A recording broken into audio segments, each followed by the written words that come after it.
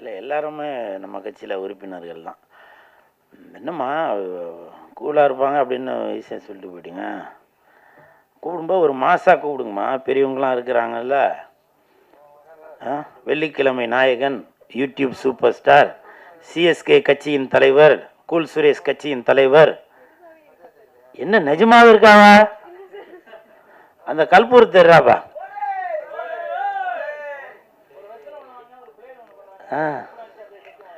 ஆமாம். ஸோ இதெல்லாம் நமக்கு இருக்குதுமா. அது மட்டும் இல்லை, டாக்டர் கூல் சுரேஷ் இதெல்லாம் இருக்குது. அதனால் அடுத்த தடவை கூப்பிடும்போது கூப்பிடுவோம். உங்கள் பேர்? மோகனா. மோகனாக்கு வெந்து தணிந்தது காடு. மோகனாக்கு வணக்கத்தை போடு. பேய்கொட்டு அந்த படத்தோட ஆடியோ ரிலீஸ்க்கு தான் நான் வந்திருக்கேன். மேடையில் பெரியவங்க முன்னாடி பேசுகிற அளவுக்கு நம்ம அவ்வளோ பெரிய பேச்சாளர் இல்லை. தயவு செஞ்சு நீங்களே ஒரு தடவை கை தட்டிடுங்க.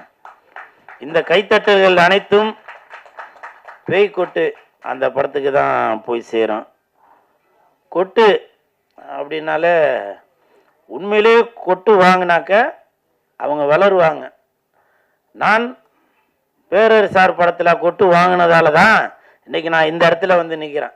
யோ ஐயரு, கோழி முட்டை போட்டா அடகாத்து குஞ்சு பொறிக்கணும், இல்லைன்னா கூமுட்டையா போயிறியா கூமுட்டை அப்படின்னு நான் பேரரசார் படத்தில், திருப்பாச்சி படத்தில் வசனம் பேசியிருப்பேன். அப்போது நான் அங்கே அவர்கிட்ட கொட்டு வாங்கினதால தான் இன்னைக்கு பேரரசார் இருக்கிற மேடையிலேயே நின்று பேசுகிற அளவுக்கு நான் வளர்ந்துருக்கிறேன். இந்த படம் பேய்கொட்டு. காஞ்சிபுரம்னா பட்டு, இது பேய்கொட்டு. சாப்பிட தேவை தட்டு, இந்த படம் பேய்கொட்டு. இனிப்புனா லட்டு, இந்த படம் பேய்கொட்டு. இப்ப கைய தட்டு.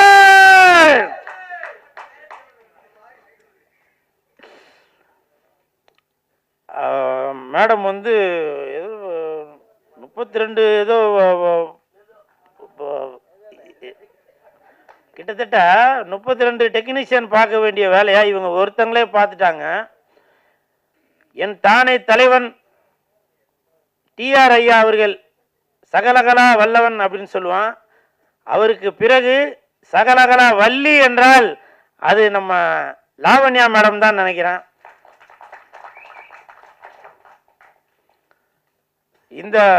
இந்த மாசத்துல மகளிர் தினம். இந்த மகளிர் தினம் இந்த மாசத்துல இந்த மேடம் இந்த மாதிரி எல்லா திறமையும் உள்ள 10 அவார்டு வாங்கியிருக்கதா சொன்னாங்க. எனக்கு தெரிஞ்சு 12 அவார்டு, 11வது அவார்டு நம்ம பேரரசார் அவர்கள் கொடுத்துருக்காங்க. 12வது அவார்டு ஜாகுவார் தங்கம் அவர்கள் கொடுத்துருக்காங்க, மாஸ்டர் அவர்கள். 13வது அவார்டு இந்த கூல் சுரேஷ் கொடுக்குறேன். மேடம், இன்னும் நீங்கள் பல அவார்டு வாங்கிட்டே வரணும். இன்றைக்கி நான் மேடைக்காக சொல்லலை, உண்மையிலேயே நோபல் வேர்ல்டு ரெக்கார்டில் உங்களுக்கு நான் பரிந்துரை பண்ணி உங்களுக்கு நான் இந்த படத்துக்காக அவார்டு வாங்கி தரேன். அப்படி ஒரு வேளை வாங்கி தரலைன்னா, அதாவது நான் அவர் பேசும்போது நான் பேசிகிட்டு இருந்தேன், அதுக்கு பதிலாக நீ பேசும்போது நானும் பேசுகிறேன்டா. வாங்கிட்டீங்களா? சரி, வாங்கினா இன்னொரு தடவை கொடுக்க சொல்கிறேன் மேடம். அவார்டு வாங்கிறதுக்கு என்ன இதுவாக வேணும்? அவார்டு வாங்கிறதுக்கு இப்போ உள்ளதுக்கு திறமையே தேவையில்லை. இப்போ உள்ளதுக்கு ரெக்கமெண்டேஷன் இருந்தாலே போதும், அவார்டு கொடுத்துக்கிட்டே இருப்பாங்க. ஆனால் இந்த லாவண்யா மேடம் அவர்கள் இங்கே பாருங்க, பொய் புரட்டு எதுவுமே இல்லை. 32 டெக்னீஷியன் பார்க்க வேண்டிய வேலை இவங்க ஒருத்தங்களே பார்த்துருக்காங்க. கதை, திரைக்கதை, வசனம், ஒளிப்பதிவு, எடிட்டிங்கு, இசை எல்லாமே அவங்களே பார்த்துருக்காங்க. ஸோ இவங்களுக்கு என் மனமார்ந்த வாழ்த்துக்கள். ஏன்னா பேய்கொட்டு அப்படின்னா நானே மேடம்கிட்ட கேட்டேன், என்ன மேடம் பேய்கொட்டுன்னு பேர் வச்சுருக்கீங்களே அப்படின்னு. இல்லை, இப்படி கொட்டுவோம் இல்லையா, அந்த இதுதான் அப்படின்னு. இதில் படத்தில் நடித்தவங்க யாரையுமே காணோம். ஏன்னு கேட்டேன். ரொம்ப கொட்டிட்டாங்க. ரொம்ப கொட்டிட்டீங்களா ஸ்பாட்டில்? ஏன் எல்லாரும் இதில் நடித்தவங்களாம் வரல சொல்லுங்கள். எல்லோரும் எப்படி இருந்தாலும் சம்பளம் வாங்கியிருப்பீங்க. வெளியூரில் இருந்தாக்க இன்னும் எல்லாருமே வெளியூரில் இருக்கீங்க. ஷூட்டிங் இருந்தாங்க, இப்போ ஷூட்டிங் வந்திருப்பீங்கல்ல. ஏன் இந்த படத்திற்கு இந்த மேடம் லாவண்யா மேடம் அவர்கள் பேய் கொட்டுன்ற படத்திற்கு உடல் பொருள் ஆவி அனைத்தும் மட்டும் இல்லாம பணத்தையும் செலவு பண்ணி இதுல அவ்வளவு பேரை நடிக்க வச்சிருக்காங்க. அவங்க யாராச்சும் வந்திருக்கணும்ல, ஏன் வரல? இது என்னுடைய ஆதங்கம். வந்திருக்காங்க. ஆனா போஸ்டர்ல போட்டிருக்கவங்க யாரையும் காணோம். அந்த நாய் வந்திருக்கா மேடம், பின்னாடி ஒரு நாய் ஒன்று இருக்க, வெள்ளை கலர், அது பாத்தீங்களா? இந்த நாய் வந்ததால அந்த நாய் வர சொல்லலையா? அதான மேடம் சொல்றீங்க? இல்ல மேடம், பரவாயில்ல மேடம். இந்த நாய் நன்றி உள்ள நாய், இந்த நாய் பாசமான நாய், புரியுதுங்களா? இந்த படத்துல நடிக்காட்டியும் வாலாட்டிக்கிட்டு வந்திருக்க இந்த நாய் எப்பவுமே பாசமும் நேசமும் சினிமாவுக்காக உடல் பொருள் ஆவியும் அனைத்தையும் கொடுக்கிறதா இந்த நாய். கூல் சுரேஷ் என்ற அந்த நாய், புரியுதுங்களா? கமெண்ட்ல இப்ப உங்களுக்கு க்ளூ கொடுத்துட்டேன்னு நினைக்கிறேன். இந்த நாய் எதுக்கு கத்தினே இருக்கிறான் அப்படின்னு, இல்லையா? பாத்தீங்களா? என்ன பிரீடா? எப்ப நான் அதையும் சொல்றேன், அதையும் க்ளூ கொடுக்கிறேன். டாபர்மேன் சந்தோஷமா? இல்ல ராஜபாளையம் வீரமா வைக்கலாமா? இப்படி நீங்களே எந்த நாய் வேணும். ஆனால் நாய் என்பது நன்றி உள்ளது. உங்களுடைய வீட்டை எப்படி பாதுகாத்துட்டு இருக்கோ அதே மாதிரி தான் இன்னைக்கு சினிமா இண்டஸ்ட்ரியில வெள்ளிக்கிழமை ஆனாக தியேட்டர்ல போய் மக்கள் வரவேற்கிறதுக்காக பாதுகாத்துட்டு இருக்கதான் இந்த கூல் சுரேஷ் என்ற நாய். அது இந்த படத்தோட பேய், புரியுதா? அதனால இந்த படத்துல நடிச்சவங்க தயவு செஞ்சு இன்னைக்கு நீங்க ஆடியோ ரிலீஸுக்கு வராட்டியும் உங்களுடைய போன்ல ஒரு வீடியோவா எடுத்து இந்த மாதிரி எப்ப மேடம் படம் ரிலீஸ்? வருகின்ற 21ஆம் தேதி, மார்ச் 21ஆம் தேதி உலகமெங்கும் ரிலீஸ் ஆகிற இந்த பேய் கொட்டுன்ற படத்துல நடிச்சவங்க தயவு செஞ்சு நீங்க ஒரு செல்ஃபில ஒரு வீடியோவா எடுத்து இந்த படத்தை பாருங்க அப்படின்னு சொல்லுங்க. நீங்களும் படம் பார்க்கறதுக்கு தியேட்டருக்கு வாங்க, சரிங்களா? நீங்க சொன்னா சரிதாங்க. அதே மாதிரி சிஎஸ்கே கட்சி, கூல் சுரேஷ் கட்சி பேரர் சார் அவர்கள் சொன்னாங்க. உண்மையிலேயே இது வரைக்கும் நான் பல மேடைகளுக்கு போயிருக்கேன். காம்பேர் பண்ணுறவங்க தான் மேடைக்கு வாங்கன்னு சொல்லுவாங்க. ஆனால் அஜித் சார், விஜய் சார், இன்னும் பல ஜாம்பவான்களை வச்சு இயக்கிய பேரர் சார் அவர்கள் என்ன மேடைக்கு வாங்க அப்படின்னு சொன்னது அது எனக்கு மிகப்பெரிய சந்தோஷம். இன்னைக்கு அது ரெக்கார்ட் ஆயிருக்கான். எனக்கு பல தலைமுறை தாண்டினாலும் பேரர் சார் என் பேரை சொல்லி மேடைக்கு வாப்பா அப்படின்னு சொல்லிடுறாரு. ஏன்னா ஒருத்தங்க கை கொடுத்து தூக்கி விட்டாதான் நம்ம அடுத்த கட்டத்துக்கு போக முடியும். அப்படி என்னுடைய பேரை தட்டு, அப்படி என்னுடைய பேரை கூல் சுரேஷ் நீங்க மேடைக்கு வாங்க அப்படின்னு சொல்லிருக்காரு. உண்மையிலேயே அது எனக்கு ரொம்ப ரொம்ப ரொம்ப ரொம்ப சந்தோஷப்படுறேன். அது மட்டும் இல்ல, என்னுடைய கூல் சுரேஷ் கட்சி, சிஎஸ்கே கட்சி, அப்படி ஒரு கட்சி இருக்கு அப்படின்னு மக்களுக்கு கொண்டு போய் சேர்ப்பதற்கு இன்னைக்கு சாரோட வாயிலிருந்து அந்த பொன்மொழி, அந்த இனிப்பான வார்த்தை வந்திருக்கு. அது எனக்கு தெரிஞ்சு பிஜேபி கூட கூட்டணியா என்றது தெரியல, ஏன்னா சாரோட வாயில வந்ததுனால. இருந்தாலும் ட்ரம்ப் கூட இருந்தாலும் மக்களுக்கு நன்மைகள் செய்வதற்காக இந்த கூல் சுரேஷ் கட்சி எப்பவுமே காத்து கொண்டுதான் இருக்கும். அப்புறம் நிறைய பேர் சொன்னீங்க திராவிடம் பேர் வச்சு வைப்பாங்க, இல்ல வேற எதனா ஜாதி பேர் வச்சு இப்படிலாம் வைப்பாங்க அப்படின்னு. எதற்காக நான் கூல் சுரேஷ் அப்படின்ற பேரை வச்சிருக்கேன் அப்படின்னாக்கா, எனக்கு மற்றவர்கள் பெயரை வைத்து அந்த வேலை செய்யணும்ன்ற எனக்கு என்ன இல்லைங்க. மக்களுக்கு உழைக்கிறதுக்காக தான் இந்த கூல் சுரேஷ் இருக்கிறேன். அதனாலதான் நாளைக்கு ஏதாவது ஒரு பிரச்சனை என்றாலும் கண்டிப்பாக இந்த கூல் சுரேஷ் தான் நிற்பேன். நீங்க ஒரு பேர் வச்சிருக்கீங்களே, இறந்தவங்க பேர் வச்சாலும் சரி, இல்ல இறக்காதவங்க பேர் வச்சிருந்தாலும் சரி, அவங்க கல்லறையில் நின்று உங்களுக்காக போராட போறதில்ல. உடல் பொருள் ஆவி அனைத்தும் உள்ள இந்த கூல் சுரேஷ் தான் உங்களுக்காக போராட போறது. அதனாலதான் அடுத்தவங்க பேரை வச்சு நான் ஏமாத்த நினைக்கல.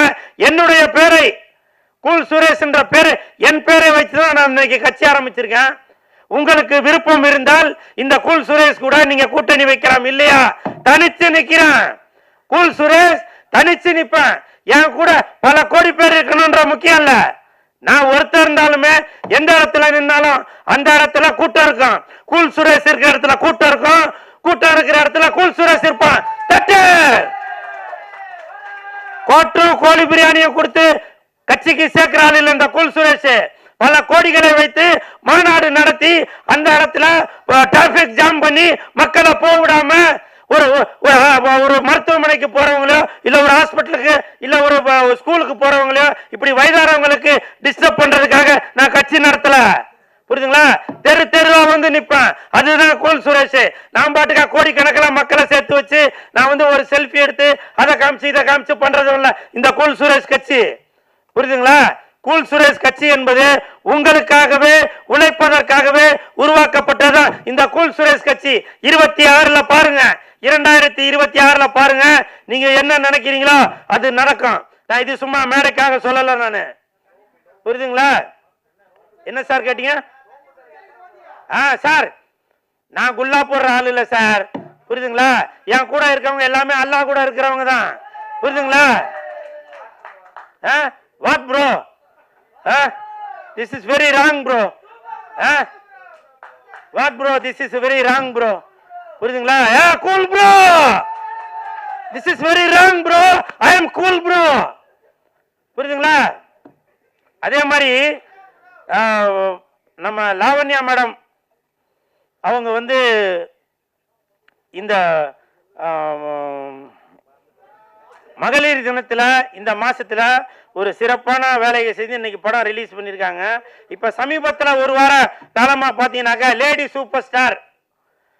சூப்பர் ஸ்டார் அப்படின்னாக்க நம்ம நயன்தாரா மேடம் அப்படின்ற எல்லாருக்கும் தெரியும். இப்பவும் சொல்றாங்க, அவங்க வேண்டான்னு சொல்லியிருக்காங்க. இப்பவும் சொல்றேன், எப்படி தமிழ்நாட்டில் இந்தியை இங்கு வச்சு அழிக்க முடியாதோ, தமிழ்நாட்டில் இந்தியை இங்கு வச்சு அழிக்க முடியாதோ அதே மாதிரி தான் லேடி சூப்பர் ஸ்டார் என்றால் அது நயன்தாரா, நயன்தாரா என்றால் அது லேடி சூப்பர் ஸ்டார். நீங்க எந்த இங்கு வச்சு அழிக்க முடியாது, எந்த இங்கு ரப்பர் வச்சு அழிக்க முடியாது.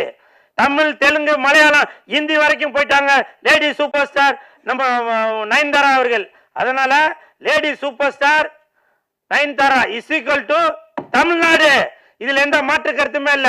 அதனால இனிமேல் லேடி சூப்பர் ஸ்டார் என்றால் அது நயன்தாரா, நயன்தாரா என்றால் அது lady super star.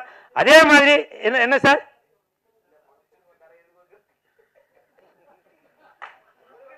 What bro? I am cool bro. This is very wrong bro.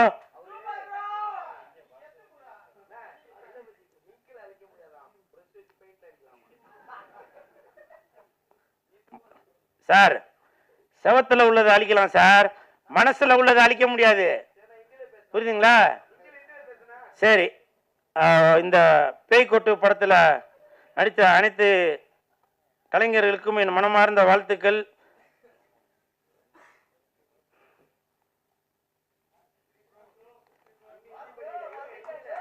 இல்ல ப்ரோ, பேப்பர் காலி ப்ரோ, பேப்பர் காலி. 26ல ஐயா ஜாலி தட்டு. தேங்க்யூ. முதல்ல இங்கே நான் நிற்கிறதுக்கு காரணமாக இருந்த இந்த மேடை அமைச்சு கொடுத்த எல்லா ஒர்க்கர்ஸ், அதுக்கு வந்து ஹெல்ப் பண்ணிட்டு கொடுத்த சின்னையா அவர்கள், ஆர்ஜே ராஜேஷ் அவர்கள், அப்புறம் நம்ம எல்லாத்தையும் இணைக்கிறதுக்கு ஒரு பாலமாக இருந்த பிஆர்ஓ மிஸ்டர் சிவா அவர்கள், அப்புறம் ஜோதி சார், இந்த தேட்டரோட உரிமையாளர், எல்லாத்துக்கும் நான் வந்து ஃபஸ்ட்டு நன்றி சொல்லிக்கிறேன். இந்த டீ கடை ஒன்று இருக்குது, அவங்க கூட இது சர்வீஸ் பண்ணிகிட்ருக்காங்க. ஸோ யாரெல்லாம் வந்து சர்வீஸ் பண்ணியிருக்காங்க, இந்த ஒரு விஷயத்தில் நம்ம வந்து இங்கே உட்காந்துருக்கோம், நம்ம எல்லாம் இணைஞ்சிருக்கோன்னா அவங்களால தான். So I want to thank every one of them first. அதுக்கப்புறம் நான் இப்போ வெல்கம் பண்ணுறதுக்கு ஜாகுவர் சார், ஸ்டண்ட் மாஸ்டர், அவங்கள வெல்கம் பண்ணுறேன். பேரரசு சார், வண்டர்ஃபுல் டைரக்டர், அவங்களையும் வெல்கம் பண்ணுறேன். கூல் சுரேஷ் சார், அவங்களையும் வெல்கம் பண்ணுறேன். He is a new hero, upcoming hero. So எல்லாருமே வந்து அவருக்குமே வந்து சப்போர்ட் பண்ணுங்க. ஸோ இது மட்டும் இல்லாமல் TV, media, press, YouTube and எல்லாத்தையுமே நான் வந்து வெல்கம் பண்ணுறேன். ஸோ என்னை பற்றின ஒரு intro, small intro. I am also a normal person like you. ஒரு கனவுகளோடையும் ஒரு ஆசைகளோடையும் நாமளும் இந்த ஒரு வாழ்க்கையில் சாதிச்சிட மாட்டோமா அப்படின்னு ஒரு லைஃப்பை வந்து எடுத்துகிட்டு போகிற ஒரு நார்மலான ஒரு பர்சன் தான். இங்கே நிற்கிறேன் அப்படிங்கிறதுனால பெருசாக ஒன்றும் எதுவும் டிஃப்ரென்ஸ்லாம் கிடையாது. எல்லாருக்குள்ளாரையும் இருக்கிற ஒரு நியாயமான ஆசைகள். நம்மளும் ஒரு 4 பேத்துக்கு தெரிஞ்ச ஒரு பர்சன் ஆகணும். நம்மளும் ஏதோ ஒன்று வாழ்க்கையில் சாதிச்சுட்டு தான் இந்த உலகத்தை விட்டு போகணும். இல்லை இந்த வாழ்க்கைக்கு வாழ்கிறதுக்கு ஒரு அர்த்தம் இல்லை. எல்லாருமே படிக்கிறோம், உழைக்கிறோம், சாதிக்கணும், இதை பண்ணோம், அதை பண்ணோன்னு ஓடிக்கிட்டே இருக்கோம். பின்னாடி திரும்பி பார்த்தோம்னா நம்ம வாழ்க்கையில் என்னத்தை சாதிச்சோன்னு பார்த்தா ஒன்றுமே இல்லை. அடுத்தவங்களுக்காக வாழ்ந்து வாழ்க்கை போயிடுது. கடைசியில் நம்மளுக்குன்னு ஒரு ஆம்பிஷன் இருக்கே, அதுக்குள்ளே வயசு போயிடும். வயசு போச்சுன்னா உங்களுக்கு ஆப்பர்ச்சுனிட்டி கிடைக்காது. இங்கே சினிமா துறை அப்படின்னு வரும்போது பார்த்தீங்கன்னா நிறைய உங்களுக்கு வந்து சேலஞ்சஸ். நீங்கள் ஸ்டார் கிட்டாக இருந்தீங்கன்னா டைரக்ட் என்ட்ரி. நான் வந்து ப்ராக்டிக்கலாக சொல்கிறேன், உண்மையே சொல்கிறேன். யாரையும் காயப்படுத்துன்ற ஒரு நோக்கத்தோடு சொல்லலை. இயற்கையாக என்ன போயிட்டுருக்கு அதுதான் ப்ராக்டிக்கலாக சொல்கிறேன். ஸோ அப்போ நம்ம எந்த ஸ்டார் கிட்டும் கிடையாது, நம்மளுக்கு எந்த பேக்கப்பும் கிடையாது. ஆனால் மனசுக்குள்ளே ஒரு ஆசை வந்துருச்சு, பாடணும் அப்படிங்கிற ஒரு ஆசை.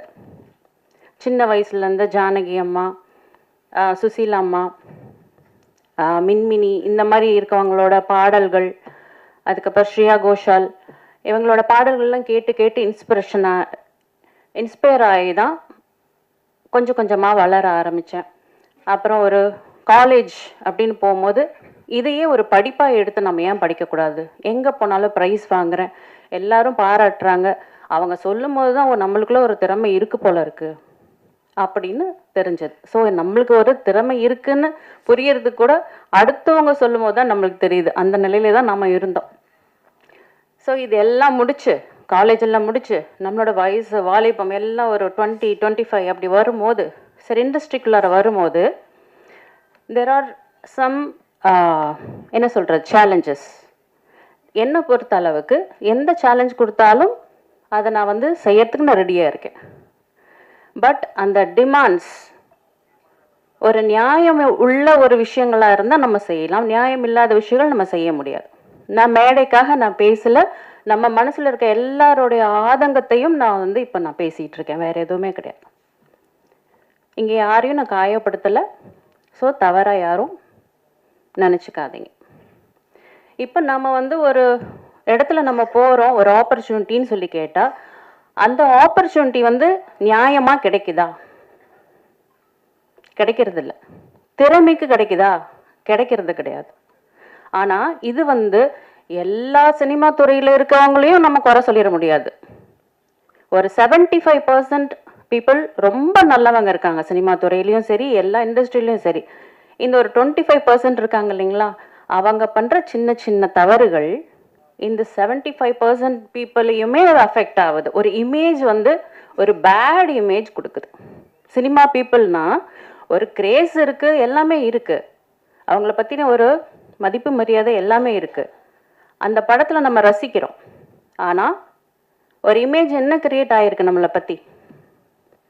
தவறான ஒரு இமேஜ். எதனால்? ஒரு சிறுபான்மையினர் பண்ணக்கூடிய தவறுனால. என்ன டிமாண்ட்ஸ் கேட்குறாங்க? நான் ஓப்பனாகவே சொல்கிறேனே, எந்த பொண்ணாக இருக்கட்டும் ஆணாக இருக்கட்டும், போன உடனே ஃபஸ்ட்டு என்ன கேட்குறாங்க? அட்ஜஸ்ட்மெண்ட் பண்ணுறியா,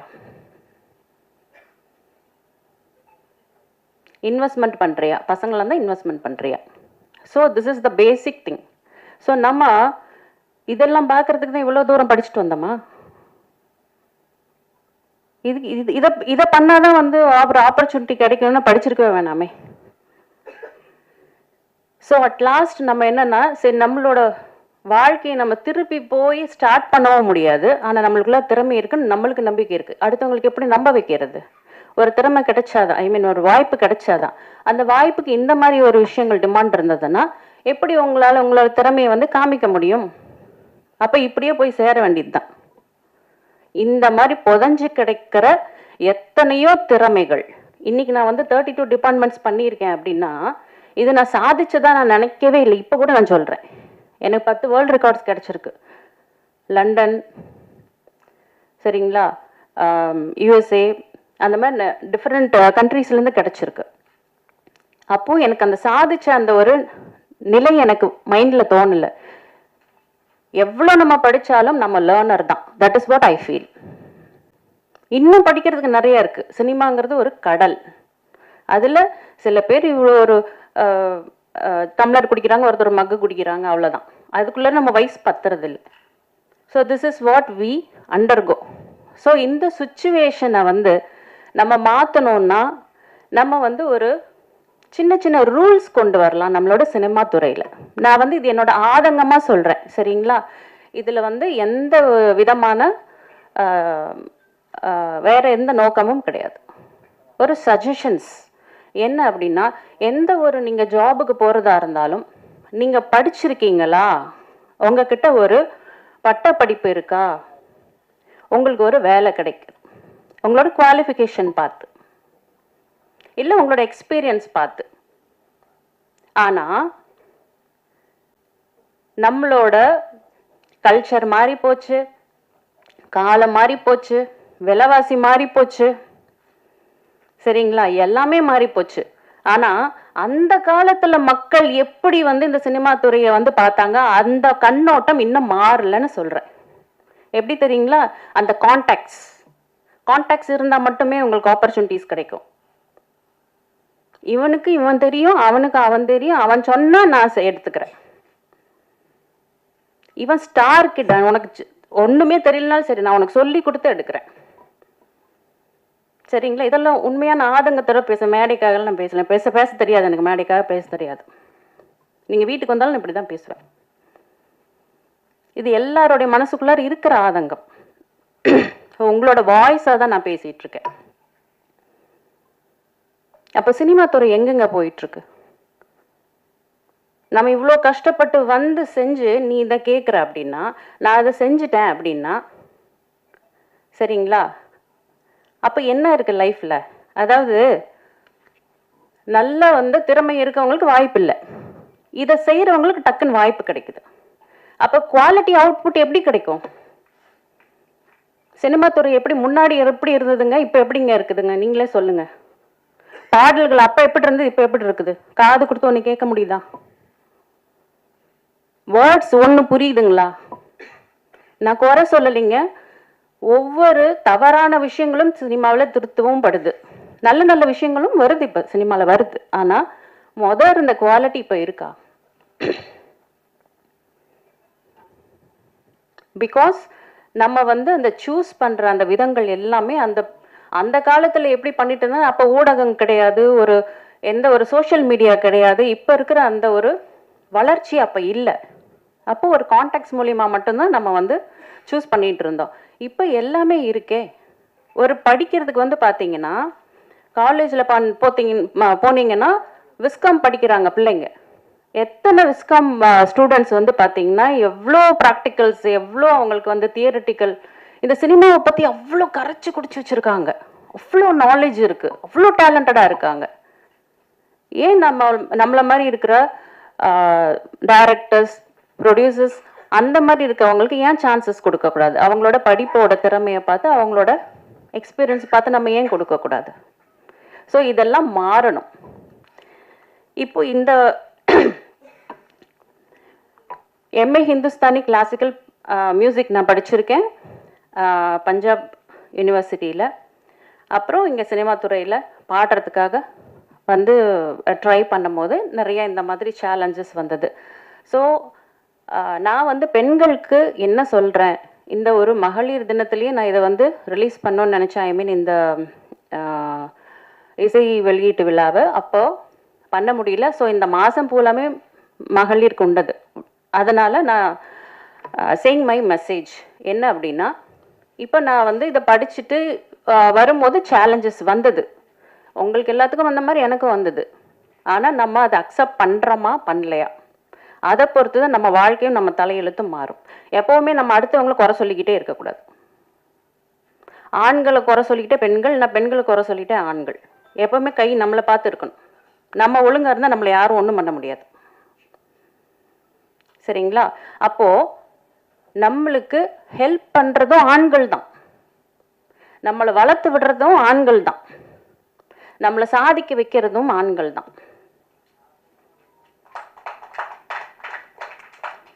நம்ம ஒரு இடத்துக்கு வந்ததுக்கு அப்புறம் நம்ம வீட்டில் இருக்கிற அப்பா அம்மா, இல்லை கணவன், இல்லை ஒரு பாய் ஃப்ரெண்ட், இல்லை ஃப்ரெண்டு, இவங்களும் நம்மளை பார்த்து சந்தோஷப்படுறதுக்கும் ஆள் இருக்கு, ஒரு சகோதரன் எல்லாமே. அப்போ ஒரு விஷயம் சாதிச்சதுக்கு அப்புறம் கண்டிப்பா பெண்களா இருக்கவங்க இதை மனசுல வச்சுக்கோங்க, நம்மளுக்கு பின்னாடி ஒரு தூணா இருக்கிறது ஆண்கள் தான். அதே மாதிரி ஆண்கள் சாதிக்கும் போதும் பெண்கள் தான் தூணா இருக்காங்க. So this is vice versa. 2 பேருக்கும் ஒருத்தர் இல்லாமல் இன்னொருத்தர் சாதிக்க முடியாது. நான் சாதிச்சிட்டேன்னு யாரும் சொல்ல முடியாது, ஒத்தையா யாரும் சாதிக்கவே முடியாது. இன்னைக்கு நான் வந்து 32 பண்ணியிருக்கேன்னா நான் பண்ணிட்டேன்னு நான் சொல்லவே மாட்டேன். பிகாஸ் எனக்கு எத்தனையோ ஃப்ரெண்ட்ஸ் ஆண்கள் வந்து நிறைய வந்து ஹெல்ப் பண்ணியிருக்காங்க. இப்போ நீங்கள் பாருங்கள், ஜாகுவார் சார்ல எனக்கு எவ்வளோ ஹெல்ப் பண்ணியிருக்காரு தெரியுங்களா? அவர் தான் என்னோட தலைவர். கில்டில் வந்து எவ்வளோ வந்து நிறைய கைடன்ஸ் கொடுத்துருக்காரு. மனசு உடஞ்சி போடும் போதெல்லாம் ஆறுதல் சொல்லியிருக்காரு. இப்படி பண்ணுங்க அப்படி பண்ணுங்க, நிறைய கைடன்ஸ் கொடுத்துருக்காரு, நிறைய ஹெல்ப் பண்ணியிருக்கிறாரு. அந்த மாதிரி ஒவ்வொரு துறையிலையும் எனக்கு நிறைய பேர் ஹெல்ப் பண்ணியிருக்காங்க. பண்ணது நான் இந்த ஒர்க்கை நான் பண்ணியிருக்கேன், இல்லைன்னு சொல்லலை. ஆனால் பின்னாடி வந்து எவ்வளோ ஆண்கள் எனக்கு ஹெல்ப் பண்ணியிருக்கிறாங்க, அதை நான் மறுக்கவே முடியாது. அதே மாதிரி இந்த மாதிரி விஷயங்கள்லாம் நம்ம பண்ணி தான் ஆகணுங்கிற கட்டாயமும் கிடையாதுங்க. Girls, I am telling you all, இதெல்லாம் பண்ணாதான் நம்ம சாதிக்க முடியும் அப்படிங்கிற ஒரு பவுண்டரி இருந்தது இல்லைங்களா? அந்த பவுண்டரியை உடைச்சிருக்கேன் நான். இப்போ நம்மளுக்கு யாரும் சட்டம் போட முடியாது, நீ இதை செஞ்சாதான் நான் இதை கொடுப்பேன்னு சொன்னா எனக்கு நீ சொல்றது நான் செய்ய வேண்டாம், நான் தனியாக பார்த்துக்கிறேன். That is what I have done. So இப்படியும் ஒரு வழி இருக்கு கேர்ள்ஸ். ஸோ நீங்கள் வந்து அந்த மாதிரி கூட நீங்கள் ஃபாலோ பண்ணலாம். இனிமே பெண்கள் நிறைய வந்து இந்த துறைக்கு நிறைய பேர் வரணும், டைரக்டர்ஸ் நிறைய பேர் வரணும், எடிட்டர்ஸ் வரணும். இந்த வந்து இந்த துறைகளுக்கு வந்து ஆண் பெண் பாகுபாடெல்லாம் கிடையாது. யார் வேணா எதை வேணா பண்ணலாம். இன்னைக்கு என்னால் முடிஞ்சதுன்னா நாளைக்கு உங்களாலையும் கண்டிப்பாக முடியும், ஏன் முடியாது? ஸோ இதுதான் நான் மகளிர் தினத்துக்கு ஒரு கொடுக்க வேண்டிய ஒரு மெசேஜ். நெக்ஸ்ட் வந்து 3356 மூவிஸ் இன்னும் ரிலீஸ் ஆகாமல் இருக்கு. ஒன்றா ப்ரீ ப்ரொடக்ஷனில் இல்லை போஸ்ட் ப்ரொடக்ஷனில் அங்கங்கே ஸ்டக் ஆகிருக்கு, இல்லை சென்சார் வாங்க முடியல, ஒருத்தரை ஏமாற்றிட்டாங்க, இப்படி பண்ணிட்டாங்க, அப்படி what ever maybe the reason.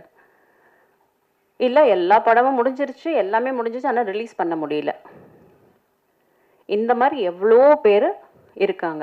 ஆனால் இன்னைக்கு நான் இங்கே வந்து நின்றுருக்கேன் உங்கள் முன்னாடி, இப்படி ஒரு வெற்றியாளராக நான் வந்து நின்று இருக்கேன். படம் எடுக்கிறது யார் வேணால் எடுத்துடலாம், ஆனால் அந்த போஸ்ட் ப்ரொடக்ஷன் பண்ணுறது ரொம்ப கஷ்டம். அதே மாதிரி இந்த டிஸ்ட்ரிபியூஷன் மூவியை வந்து ரிலீஸ் பண்ணுறது மகா கஷ்டம். அந்த தடைகள் எல்லாம் உடச்சி நான் இங்கே நின்று இருக்கேன் அப்படின்னாலும் எனக்கு ஹெல்ப் பண்ணது ஆண்கள் தாங்க.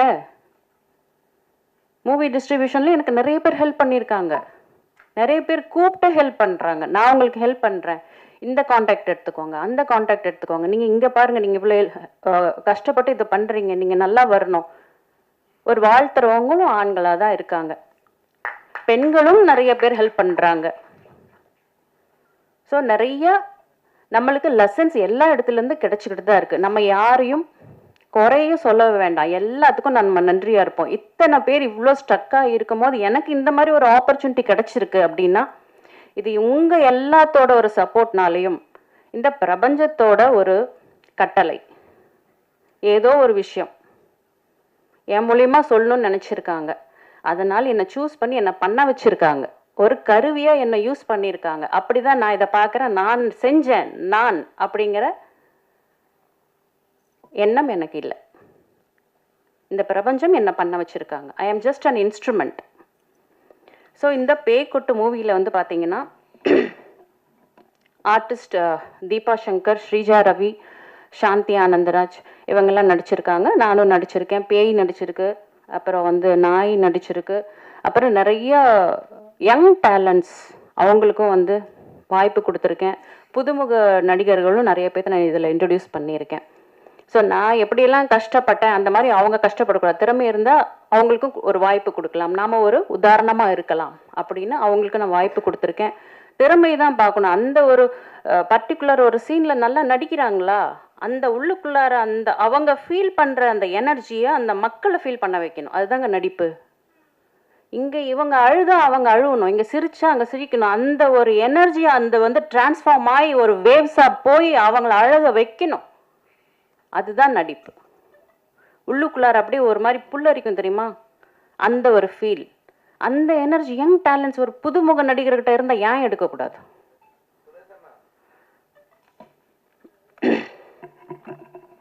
ஸோ அது மாதிரி புதுமுக நடிகர்களுக்கும் இதில் வந்து சான்ஸ் கொடுத்துருக்கேன்.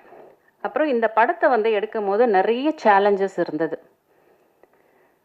ஒவ்வொரு லொக்கேஷன் பார்க்கணும், ஒரு லைட்டிங் எடிட்டிங் பண்ணும்போது ஒவ்வொரு விஷயத்தையும் கற்றுக்கிட்டு பண்ணுறது, அந்த மாதிரி நிறைய இடத்துல ஸ்டக் ஆகி ரொம்ப கஷ்டப்பட்டு, ஆனால் எல்லாத்துக்குமே ஒரு எனர்ஜி கொடுத்தது இந்த யூனிவர்ஸ், இந்த பிரபஞ்சம். அதே மாதிரி உங்களை மாதிரி எல்லா நிறைய டைரக்டர்ஸ் ஹெல்ப் பண்ணியிருக்கிறாங்க. நிறைய பேர் எடிட்டர்ஸ் கிட்ட ஏதாவது ஒரு ஹெல்ப் கேட்டால் கூட அவங்க சொல்லி தருவாங்க. ஸோ இந்த மாதிரி நிறைய விஷயங்கள் என்னோட சேலஞ்சஸில் வந்து நடந்திருக்கு. சில பேர் அந்த மாதிரி ஏமாத்துறவங்களும் இந்த மாதிரி ஒரு இண்டஸ்ட்ரியில் சில பேர் இருக்காங்க, சில பேர். அதனால் புதுசாக வந்திருக்கும் போது நம்ம வந்திருக்க பேக்ரவுண்டு வேறு, அப்போ நம்மள மாதிரி தான் அவங்களும் இருப்பாங்களோ அப்படின்னு இன்னசென்ட்டாக நிறைய இடத்துல ஏமாந்துலாம் போயிருக்கேன் நான். அப்புறம் கொஞ்சம் அதுக்கப்புறம் புரிஞ்சுக்கிட்டு கொஞ்சம் அலர்ட்டாக இருந்து அந்த மாதிரி நிறைய லெசன்ஸ் நிறைய கற்றுருக்கேன். 32 டிபார்ட்மெண்ட்ஸ் பண்ணேன் அப்படிங்கிறத விட இதை வச்சு நான் கற்றுக்கிட்ட விஷயங்கள் நிறைய இருக்கு. அப்புறம் வந்து பார்த்தீங்கன்னா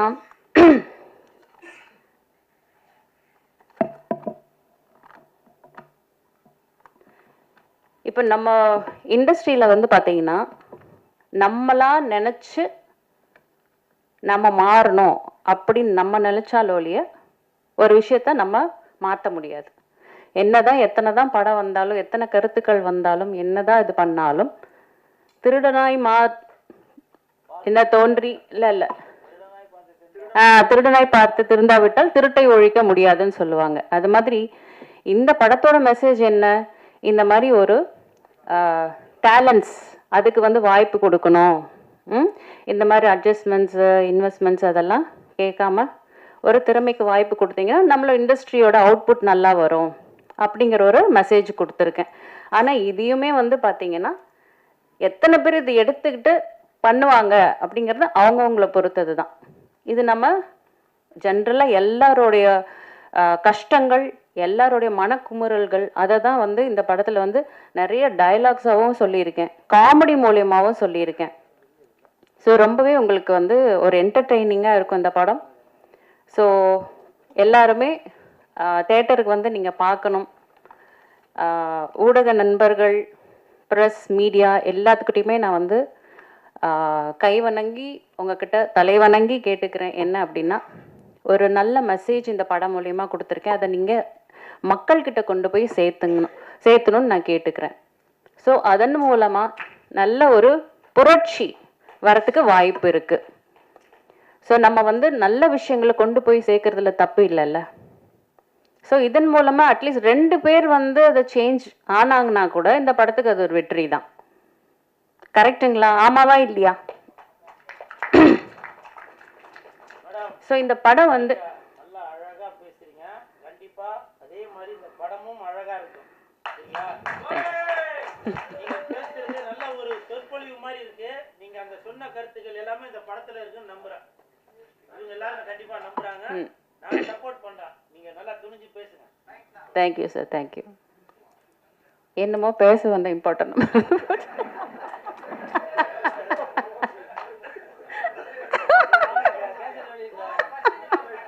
ஃபர்ஸ்ட்ல எல்லா கோட்டாலையும் ஃபர்ஸ்ட்ல இருந்து மறுபடியும் பரோட்டா சாப்பிட்ற சூரிய மாதிரி.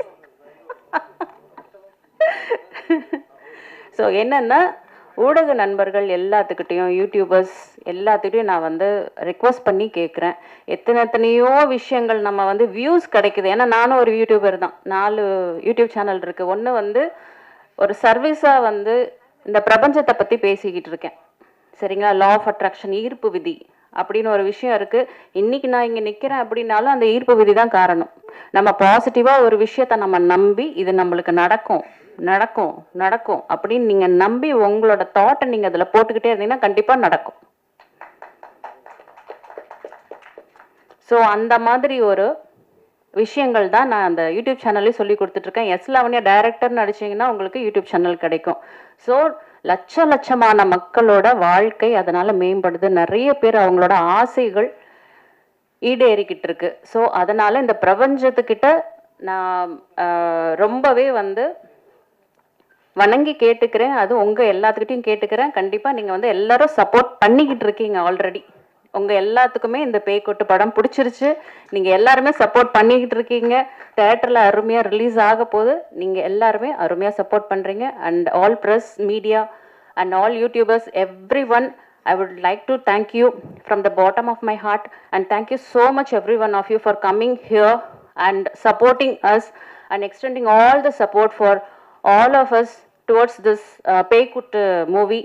And இங்கே வந்திருக்க எல்லா செலிப்ரிட்டிஸ் எல்லாத்துக்குமே நான் வந்து நன்றி சொல்லிக்கிறேன். எல்லாருக்குமே நன்றி. Thank you so much. திரும்ப ஒரு சில வார்த்தை. நான் சபையில் வந்து ஆதங்கத்தை ஆண்கள் கூட்டுறதை விட அதை பெண்கள் ஆதங்கத்தை எடுத்து வைக்கும்போது ரொம்ப பவர்ஃபுல்லாக சமயத்தில் போய் பதிவாகும். லாவண்யா மேடம் அவங்களுடைய ஆதங்கம் சினிமா துறையில் அட்ஜஸ்ட்மெண்ட்டு. ஒரு பெண் சொல்லும்போது சினிமா துறையே எப்படித்தானோ அப்படிங்கிற ஒரு ஐயம் வந்துடும். அவங்க சொன்னாங்க 75% நல்லவங்க இருக்காங்க, 25% தப்பானவர்கள் இருக்காங்க, 25%ல் 5% இருக்க மாட்டாங்க.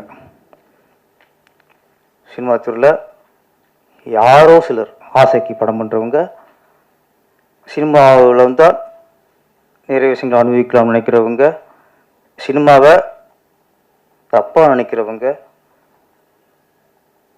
இவங்க தான் சினிமாவை தெய்வம் நினைக்கிற எவனும் அப்படி செய்ய மாட்டான்.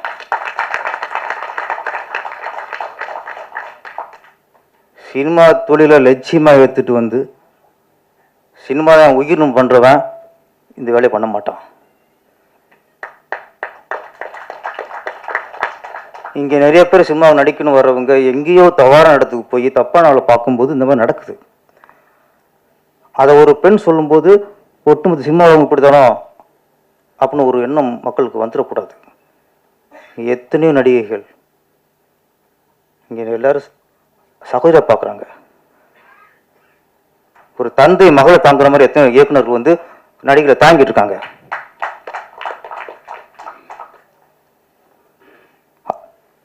திறமை உள்ள நடிகளை எத்தனை இயக்குநர்கள் வளர்த்துட்டு அழகு பார்த்துருக்காங்க.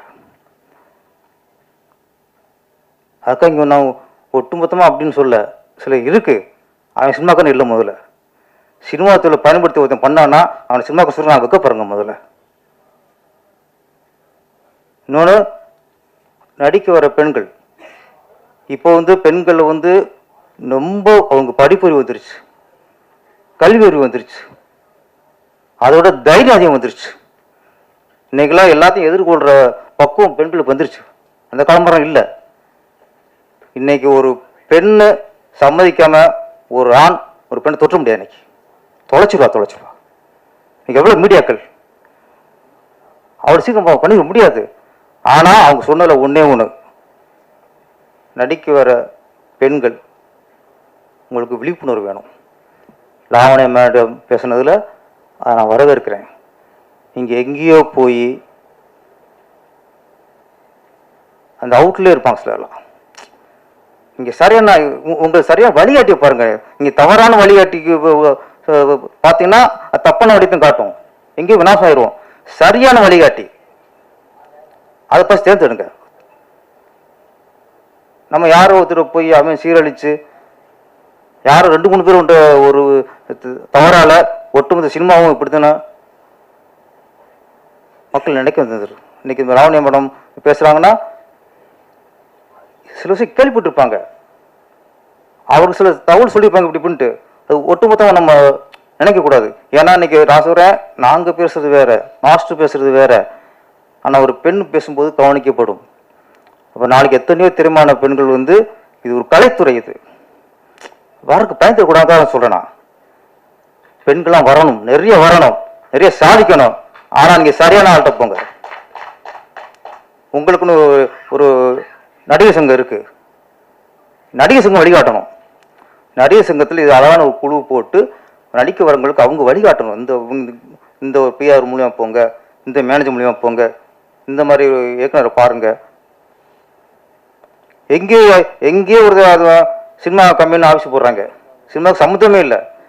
அவன் 10 பேர் பணத்தை வசூல் பண்ணி எங்கேயா பண்ணுவாங்க, அங்கேயும் மாட்டிக்கிட்டு சிரளிஞ்சா ஒட்டு சினிமா எப்படி சொல்ல முடியும்? சினிமா ஒரு மிகப்பெரிய சக்திவாய்ந்த சாதனம். சினிமாவில் இருந்தால் பல முதலமைச்சர் வந்திருக்காங்க. கலைஞர் ஒரு சினிமாக்காரர், எம்ஜிஆர் சினிமாக்காரர், ஜெயலலிதா சினிமாக்காரர். இங்கேருந்து அத்தனை ஒரு ஆளுமையாக வந்திருக்கு. அப்படிப்பட்ட சினிமா எங்கே சில ஒரு ஒரு என்ன எப்படி வாதம் சொல்கிறதில்ல, அது ஒரு சாபக்கேடு. சிலதெல்லாம் லாவணமணியெல்லாம் பேசுகிறாங்க, எல்லாம் அவங்க நிறைய பேசினாங்க. உண்மையிலேயே அவங்க பேச்சு ஒரு பக்குவம் இருந்துச்சு. சொன்ன மாதிரி அந்த ஒரு பக்குவங்கிறத விட ரொம்ப ஒரு ஆள் மனது பேசுகிறாங்க. ஆள் மனது அவங்க பேசுகிற மேடை பேச்சு இல்லை, அது அக்கறை பேசுகிறாங்க. நம்ம அந்த சில ஆள் சொல்லும்போது நம்ம நானும் பதில் சொல்ல மாட்டோம்னா அது உண்மையாக போயிடும்.